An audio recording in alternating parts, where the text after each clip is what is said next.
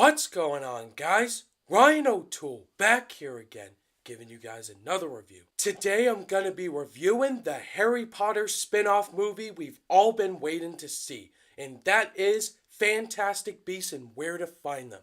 Directed once again by David Yates and starring Eddie Redmayne and a bunch of other actors that are extremely talented. Of course, this is a big movie, so you guys know this is completely spoiler-free. No spoilers. If you haven't seen this movie, I do not want to ruin it for you. You guys are safe. In this movie, an English wizard named Newt Scamander, played by Eddie Redmayne, comes to America, New York City, and he has this suitcase full of creatures, these fantastical beings that can do a lot of things.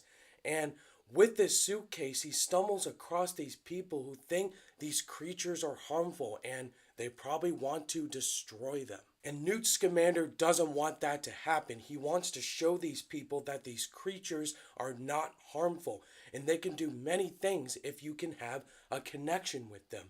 And along this journey, he comes across these other people who he forms a team with to try to escape Colin Farrell and his group from trying to take down these creatures.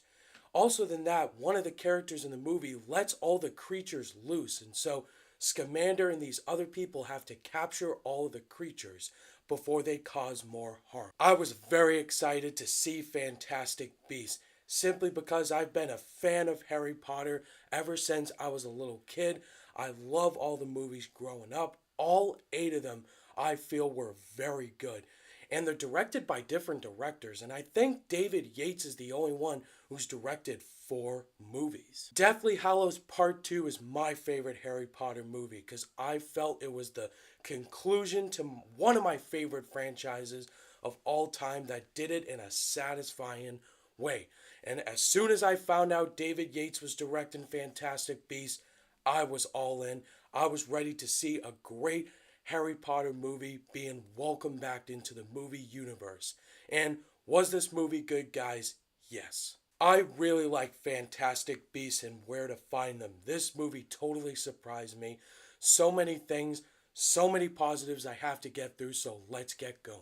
The performances in this movie are fantastic, starting with Eddie Redmayne as Newt Scamander. He was really great. I was really invested in this character, and Eddie Redmayne did a great job of bringing a sense of vulnerability, social awkwardness, and confidence. And that's something his character brought, and it's easy to connect to. And this guy is an interesting backstory that I really was invested in.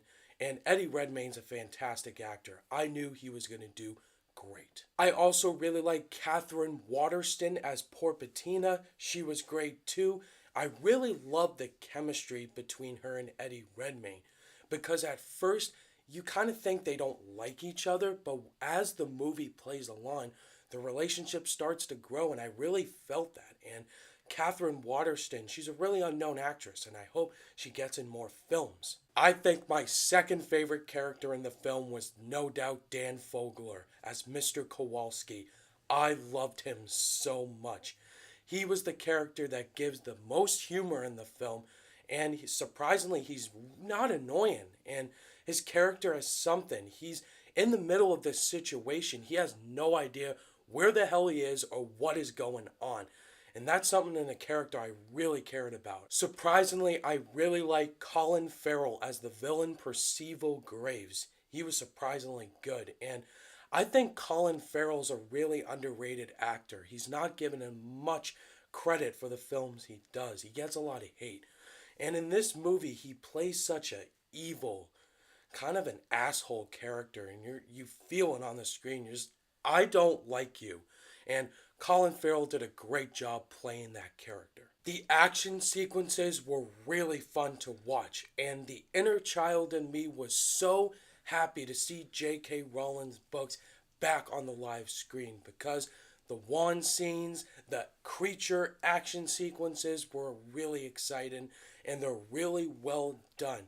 It's Harry Potter, guys. It looks beautiful. Which leads me to the visuals. They were miraculous. I loved the visuals for almost all of the creatures in this movie. There's one creature I kind of felt was iffy, but they all look gorgeous and very realistic. That's something J.K. Rowling has done with the Harry Potter world. They look so real. You want these creatures to exist in the real world, and it's sad because they don't. Another thing that surprised me about this movie was the character development. It was fantastic. No pun intended. The chemistry, the dialogue, and everything. And J.K. Rowling has done it before. You care about almost all the characters in this movie.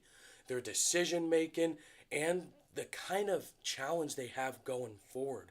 And it's done well. You really do care about these characters and trying to make the right decision. The score by James Newton Howard was beautiful. I love this soundtrack, especially towards the end.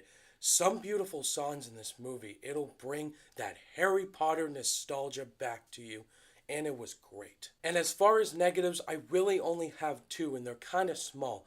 The first problem I had with this movie, that there's some characters, one character in particular, I won't spoil it for you guys, but I felt like he wasn't given enough motivation or his message wasn't clear enough, and it kind of confused me. Another thing, I felt the ending could have been shortened, maybe like 5 to 6 minutes. They show a couple more scenes where you're like, this really could have been on a Blu-ray or a DVD and could have been taken out of the movie. I felt like it was unnecessary. I felt at a certain point the movie should have ended here, and they just added more stuff. Again, small nitpicks, guys. In the end, I love Fantastic Beasts and Where to Find Them.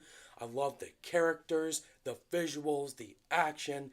I'm just so happy that Harry Potter is back in cinemas, and I cannot wait for the 4 sequels that is coming our way. On my rating scale, I'm going to give Fantastic Beasts and Where to Find Them a 4.5 out of 5 stars. I can't wait to add this awesome poster to my collection. Alright guys, that was my review for Fantastic Beasts and Where to Find Them. Have you guys seen the movie yet? Are you going to see it? Let me know your thoughts and opinions down below. I posted this on my Facebook and my Twitter, and I'll give you guys a last announcement. My second Q&A video is coming very soon at the end of this month. If you guys have any questions, it doesn't have to be movie stuff. It could be anything that you want to ask me. Leave your questions down below in the comment section of this video. Thank you guys as always for watching this review, and if you guys liked it, give it a thumbs up, and be sure to subscribe today for more content. All my social media links are in the description down below, and I'll see you guys in the next video. Bye!